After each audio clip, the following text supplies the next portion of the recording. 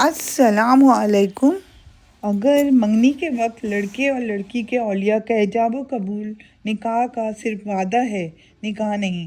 البتہ اگر مجلس نکاح کے لیے منعقد کی گئی ہو اور گواہوں کے سامنے نکاح کی نیت سے ایجاب قبول ہو تو نکاح منعقد ہو جائے گا۔ منگنی کے بعد بغیر کسی شرعی عذر کے انکار کرنا۔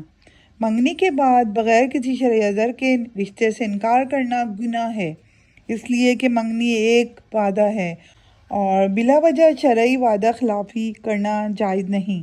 البتہ اگر کوئی شرعی عذر پیش آ جائے، مثلا لڑکی کا انکار کرنا یا لڑکے کو کوئی ایسی عادت معلوم ہو جائے جس کی وجہ سے عام طور پر لوگ نکاح کو پسند نہ کرتے ہوں، تو ایسی صورت میں انکار کرنا جائز ہے، اس میں کوئی حرج نہیں۔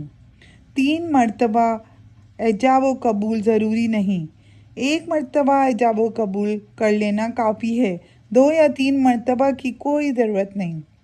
برادری میں نکاح کرنے کی پابندی۔ اگر غیر قوم میں شادی نہ کرنے کی وجہ صرف فخر و تکبر ہو تو یہ پابندی جائز نہیں۔ عیسائی اور یہودی عورت سے نکاح۔